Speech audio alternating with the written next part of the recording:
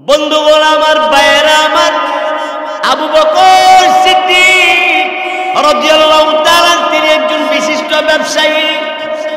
মক্কা নগরী উনি একজন ধনী, কিন্তু দুনিয়ার ধন দৌলতের দিকে তিনি ভুলে গেলেন। সম্পত্তির প্রতি লোভ লালচ একেবারে উনি কমায়া দিলেন।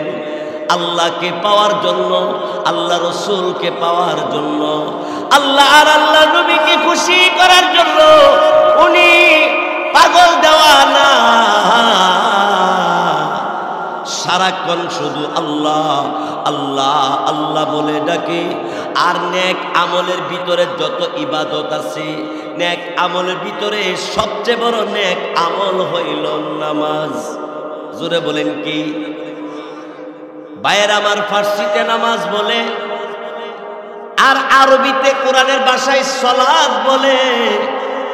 ভাইয়ের আমার, বন্ধুবান আমার, সালাত বলেন, নামাজ বলেন, নেক আমলের ভিতরে এক নম্বর হইল নামাজ আদায় করা, নামাজকে সঠিকভাবে আদায় করা।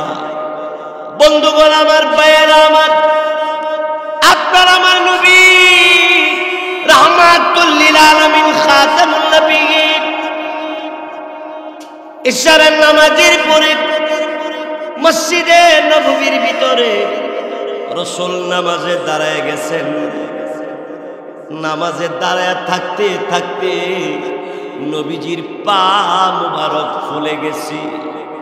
নবীজি দাঁড়ায় থাকতে থাকতে নবীজির পা মুবারক ফুলে গেছে, এমনকি চামড়া ফেটে পানি পর্যন্ত বের হইতে আছে।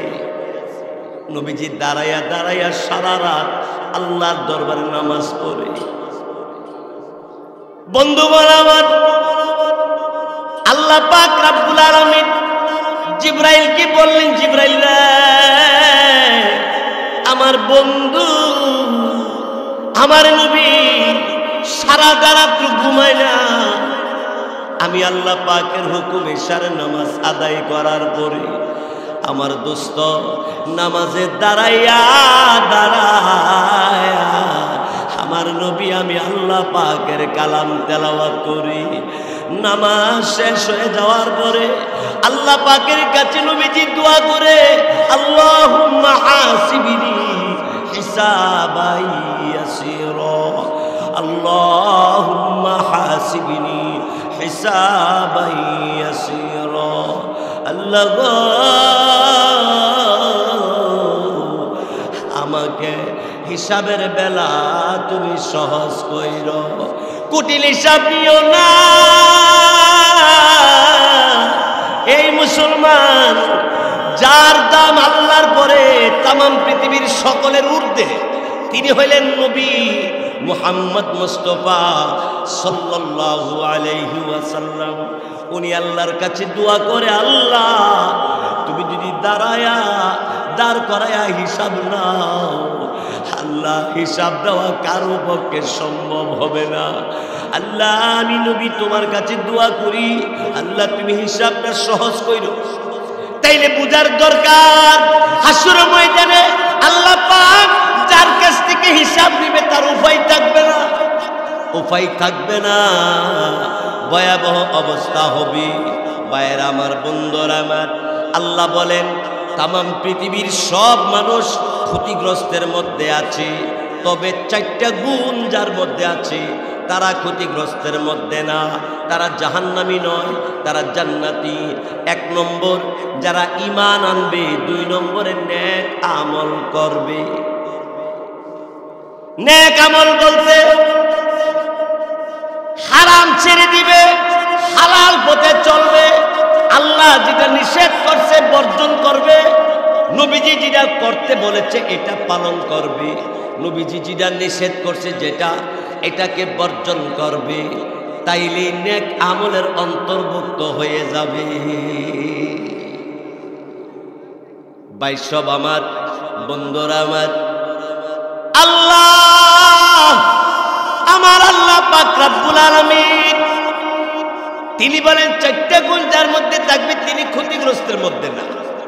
1 নম্বরটা ঈমান, 2 নম্বরটা নেক আমল, 3 নম্বরটা হলো হকের উপরে থাকা, সত্যের দিকে আহ্বান করা। যত কষ্টই হোক না কেন, কষ্ট হওয়ার পরেও হারাম পথে যাবে না, গুনার কাজে যাবে না, দুনিয়া পাওয়ার জন্য পরকালকে ভুলে যাবে না। এটি হলো হক, সত্য বলবে। সুবহানাল্লাহ বলবেন না? ওয়াতাওয়াসাউ বিল হক, যারা সত্যের দিকে হকের দিকে আহ্বান করবে, ডাকবে, আল্লাহ বলে তারা কোনোদিন ক্ষতিগ্রস্তের মধ্যে নাই, তারা কোনোদিন ক্ষতিগ্রস্ত হবে না। ওয়াতাওয়াসাউ বিস সবর, আল্লাহ পাক বলে যারা ধৈর্য ধারণ করবে, ধৈর্যের দিকে আহ্বান করবে। বন্ধুগণ, অসুস্থ হয়ে গেছে, ধৈর্য ধারণ করবে। অভাবে পড়ে গেছে, ধৈর্য ধারণ করবে। হ্যাঁ, বিপদ আসছে, ধৈর্য ধারণ করবে।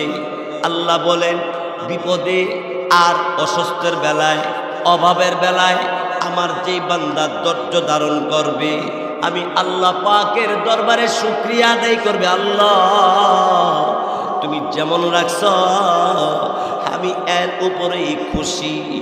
এই ধৈর্য ধারণ করবে যারা, আল্লাহ বলে তারা কোনোদিন ক্ষতিগ্রস্তের মধ্যে নাই, তারা হলো সফল কাম, তারা জান্নাতি। আল্লাহু আকবার বলি।